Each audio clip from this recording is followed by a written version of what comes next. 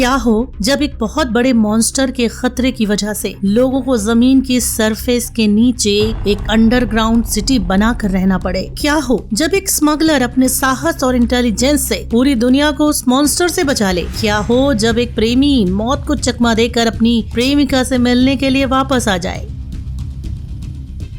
तो फिल्म की शुरुआत होती है चीन की एक सड़क से, जहां ट्रैफिक जाम की वजह से काफी भीड़ होती है। वहां एक छोटा बच्चा फई अपनी कार का शीशा हटाते हुए खिड़की के बाहर देखता है तो उसे रेस्टोरेंट में बैठे हुए लोगों का खाना हवा में उड़ते दिखाई देता है। फिर लोग अपनी कारों से उतरकर सड़क पर जमा हो जाते हैं और वे ऊपर आसमान की ओर देखने लगते हैं, जहाँ एक बहुत बड़ा मॉन्स्टर सब कुछ अपनी तरफ खींच रहा होता है। उसे देखकर लोग बहुत ज्यादा डर जाते हैं, क्योंकि वो मॉन्स्टर शहर में सब कुछ खा रहा होता है। ये देख वहाँ के लोग वहाँ से काफी दूर भागने लगते हैं और धीरे धीरे वो मॉन्स्टर शहर में लोगों के बीच आने लगता है और वो अपने शरीर से ढेर सारे छोटे छोटे मॉन्स्टर पैदा कर रहा होता है जो शहर में तबाही मचा रहे होते हैं। आगे एक लड़का अंडरग्राउंड सिटी में रह रहा होता है। ये वही छोटा बच्चा फई होता है जो मॉन्स्टर से बच गया था। उसी तरह बचे हुए और भी लोगों ने मिलकर उस अंडरग्राउंड सिटी को बनाया था। 20 साल गुजर गए होते हैं, लेकिन लोग अभी भी क्रैकन नाम के उस बड़े मॉन्स्टर से लड़ ही रहे होते हैं और तमाम तरह के हथियार उसको मारने के लिए बना रहे होते हैं। आगे न्यूज में बताया जाता है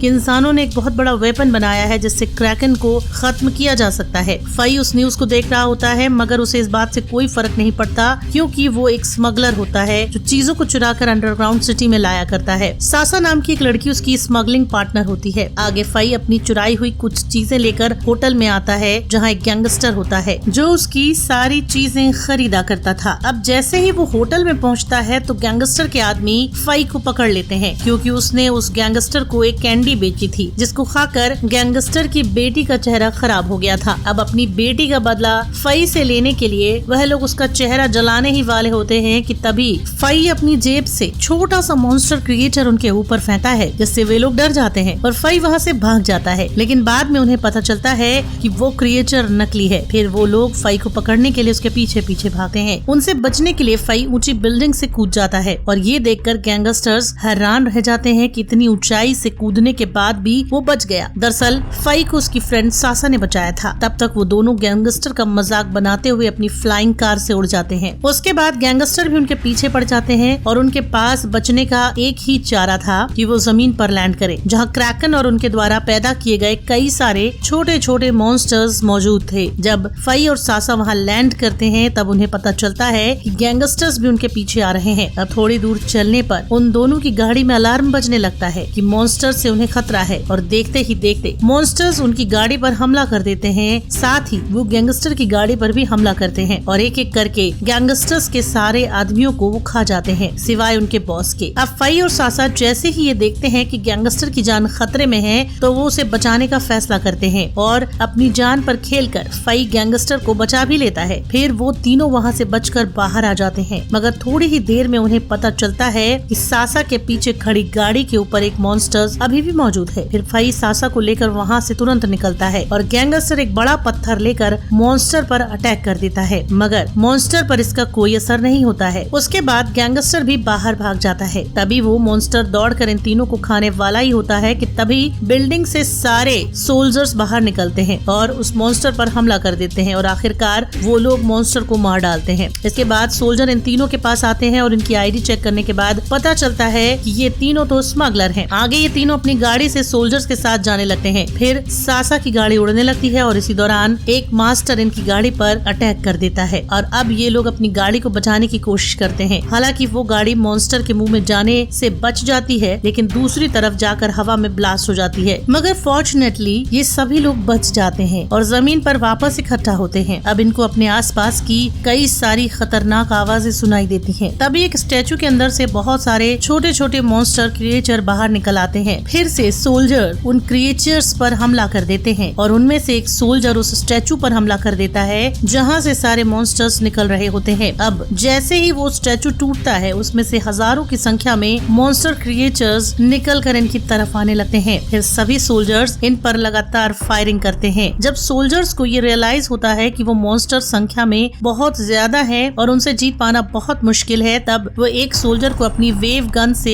उन क्रिएचर्स को दूर करने के लिए कहता है और बाकी लोगों को फई के साथ सबवे की तरफ भाग जाने के लिए कहता है। अब जब सभी लोग इस प्लान से एग्री करके इसको एग्जीक्यूट करने के लिए आगे बढ़ रहे होते हैं कि तभी धरती हिलने लगती है और धरती फाड़ कर उन छोटे मॉन्स्टर्स का किंग बाहर आ जाता है। अब सभी सोल्जर उस बड़े मॉन्स्टर की दहाड़ से डर जाते हैं। तब लेफ्टिनेंट वहाँ से सभी लोगों को निकल जाने के लिए कहती है और खुद उस बड़े मॉन्स्टर पर हमला करने लगती है, मगर इनकी गोलियों का कुछ भी असर नहीं होता और वह बड़ा मॉन्स्टर अपने टेंटिकल से सबको दूर फेंक रहा होता है। उनमें से एक बड़ा सोल्जर बड़े मॉन्स्टर का ध्यान भटकाने के लिए उनके आगे से गुजर रहा होता है, जिसको वो अपने टेंटिकल के जरिए मार देता है। अपने साथी को मरता देखकर ये लोग काफी दुखी हो जाते हैं। अब वो लोग वहाँ से बचकर सबवे स्टेशन के अंदर पहुँच जाते हैं। अब वहाँ पर कुछ और सोल्जर्स होते हैं जिनके पास वो वेपन्स होते हैं जिनसे बड़े मॉन्स्टर को मारा जा सकता था। अब हालांकि थोड़ी ही देर में वो मॉन्स्टर उन तक पहुँचने वाला था। तब ये लोग प्लान करते हैं कि उसके छोटे मॉन्स्टर रिलीज करने से पहले ही उस पर अटैक कर दिया जाए, लेकिन अभी हाल ही में उनका एक साथी मारा गया था, जिसके कारण उनमें से एक सोल्जर कहता है कि उन्हें मिशन ही क्विट कर देना चाहिए। लेकिन कैप्टन कहता है कि अगर हमने इस मिशन पर काम न किया तो मॉन्स्टर हमारे और भी साथियों को मारता ही रहेगा, इसलिए हमें इस मिशन को आगे बढ़ाते हुए उस मॉन्स्टर का खात्मा कर देना चाहिए। इसके बाद फई सोल्जर की मदद करने के लिए उनको खुफिया रास्ता बताता है जिसके जरिए वो स्मगलिंग किया करता था। अब सभी लोग उस खुफिया रास्ते के जरिए अंदर जा रहे होते हैं कि तभी मॉन्स्टर्स उन पर अटैक कर देते हैं। उनसे जान बचाकर वह जब अंडरग्राउंड सिटी में पहुंचते हैं तब उन्हें पता चलता है कि वहां पर भी मॉन्स्टर का अटैक हो चुका है और बहुत सारे लोग मारे जा चुके थे। तभी उनके बगल से मरे हुए एक सोल्जर के वॉकी टॉकी से कुछ आवाज आ रही होती है। तब ये लोग उसके पास जाते हैं। अब कैप्टन उसका वॉकी टॉकी उठाकर बात करता है तो कंट्रोल रूम में ये बात जानकर लोग बहुत खुश होते हैं कि अभी भी ग्राउंड सिटी में कुछ लोग सरवाइव कर रहे हैं। तब कैप्टन को एक इन्फॉर्मेशन मिलती है कि अगले 3 मिनट में क्रैकन वहाँ अटैक करने वाला है। तब ये लोग तुरंत वहाँ से वेपन स्टेशन के लिए निकल पड़ते हैं, मगर इस दौरान फई और कैप्टन अपने साथियों से पिछड़ जाते हैं और उनके पीछे एक मॉन्स्टर पड़ जाता है। अब उनसे बचने के लिए ये लोग एक बिल्डिंग से छलांग लगा देते हैं और इनका पीछा करता हुआ मॉन्स्टर जमीन पर गिर जाता है, मगर ये लोग किसी ब्लॉक को पकड़कर वहीं लटक जाते हैं। फिर ये लोग लॉन्चिंग गेट तक पहुँचते हैं जहाँ इन्हें पता चलता है कि गेट पहले से ब्लॉक है और गेट का इलेक्ट्रॉनिक सिस्टम खराब हो चुका है। आगे सासा लेफ्टिनेंट के साथ मिलकर उस गेट को ठीक करने की कोशिश करती है। इसी बीच वहाँ पर मॉन्स्टर का अटैक हो जाता है जिससे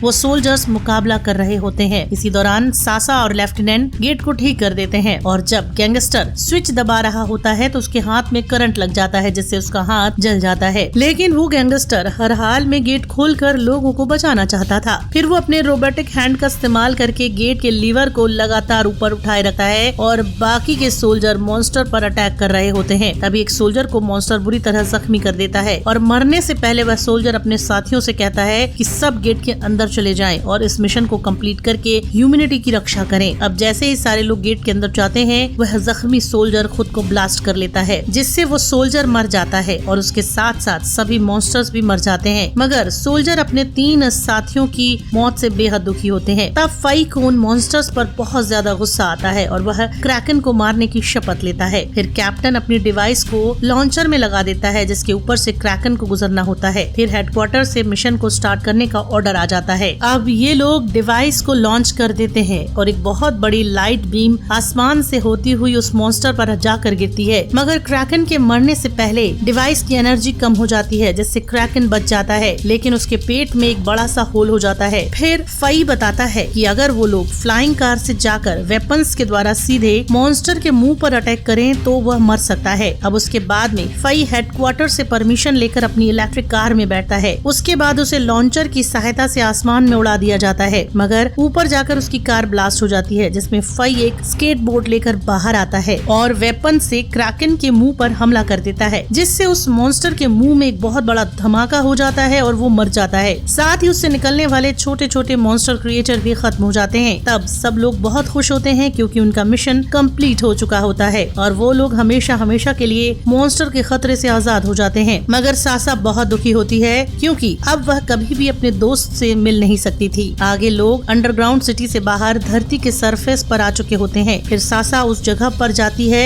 जहाँ वो फई के साथ समय बिताया करती थी। तभी वहाँ पर एक फ्लाइंग कार आती है जिसे देखकर सासा बहुत हैरान हो जाती है और तभी उस फ्लाइंग कार से फई निकलता है और दोनों एक दूसरे को देखकर बहुत खुश हो जाते हैं और इसी के साथ ये फिल्म यहीं खत्म होती है।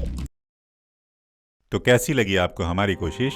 कमेंट करके हमें जरूर बताएं और साथ ही ये भी बताएं कि आप अगली फिल्म कौन सी देखना और सुनना चाहते हैं। हमें आपके प्यार का हमेशा इंतजार रहता है। और अगर आपने चैनल को अभी तक सब्सक्राइब नहीं किया है तो जरूर सब्सक्राइब कर लें और बेल आइकन प्रेस कर दें ताकि हर रोज आपको बेहतरीन फिल्में देखने और सुनने को मिलती रहें। जल्दी ही मिलते हैं, तब तक के लिए नमस्कार।